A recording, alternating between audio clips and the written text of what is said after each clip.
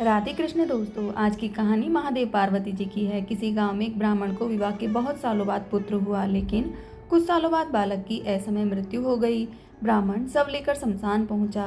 वह मोहवश क्रियाकर्म नहीं कर पा रहा था। उसे पुत्र प्राप्ति के लिए किए गए जप तप और पुत्र का जन्मोत्सव याद आ रहा था। चूंकि बच्चा काफी छोटा था, इसलिए उसे परंपरा अनुसार जलाने के बजाय भूमि में दफनाना था। शमशान में एक गिद्ध और एक सियार रहते थे।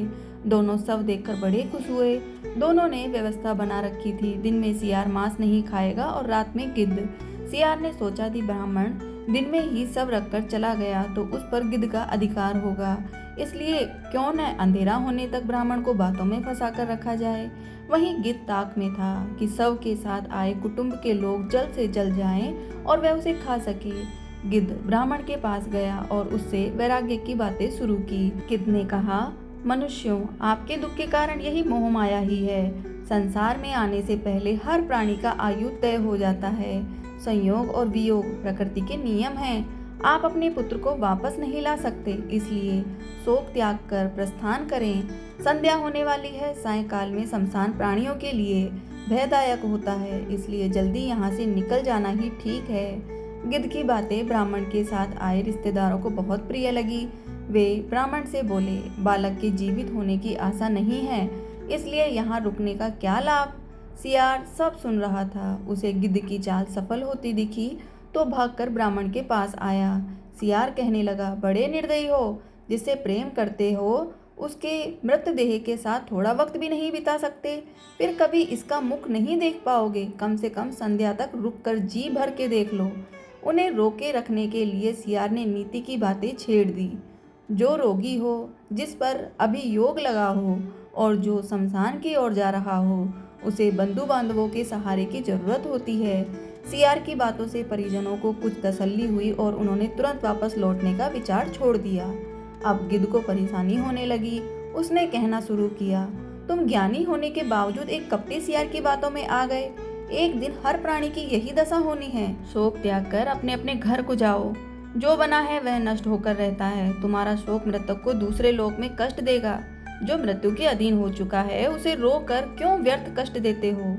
लोग चलने को हुए तो सियार फिर शुरू हो गया, यह बालक जीवित होता तो क्या तुम्हारा वंश न बढ़ाता। कुल का सूर्य अस्त हुआ है, कम से कम सूर्यास्त तक तो रुको। अब गिद्ध को चिंता हुई। गिद्ध ने कहा, मेरी आयु 100 वर्ष की है। मैंने आज तक किसी को जीवित होते नहीं देखा।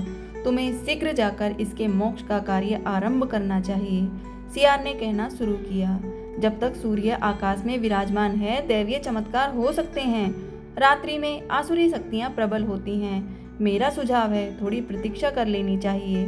सियार और गिद्ध की चालाकी में फंसा ब्राह्मण परिवार तय नहीं कर पा रहा था कि क्या करना चाहिए। अंततः पिता ने बेटे का सिर गोद में रखा और जोर जोर से विलाप करने लगा। उसके विलाप से शमशान कांपने लगा। तभी संध्या भ्रमण पर निकले महादेव पार्वती जी वहां पहुंचे। पार्वती जी ने बिलखते परिजनों को देखा तो दुखी हो गई। उन्होंने महादेव से बालक को जीवित करने का अनुरोध किया। महादेव प्रकट हुए और उन्होंने बालक को 100 वर्ष की आयु दे दी। गिद्ध और सियार दोनों ठगे रह गए। गिद्ध और सियार के लिए आकाशवाणी हुई, तुमने प्राणियों को उपदेश तो दिया, उसमें सांत्वना की बजाय तुम्हारा स्वार्थ निहित था, इसलिए तुम्हें इस निकृष्ट योनि से शीघ्र मुक्ति नहीं मिलेगी। इस कहानी का सार, दूसरों की तकलीफ में अपना लाभ नहीं खोजना चाहिए। अगर कोई दुखी है तो उसे निस्वार्थ भाव से सांत्वना देना चाहिए। दूसरों के कष्ट पर सच्चे मन से शोक करना चाहिए। दूसरों के दुख में जो अपना लाभ देखकर बनावटी दुख जताता है, उसे कष्ट भोगना ही पड़ता है। जय श्री राधे कृष्ण। आपको कहानी पसंद आई हो तो कमेंट में जरूर बताएं।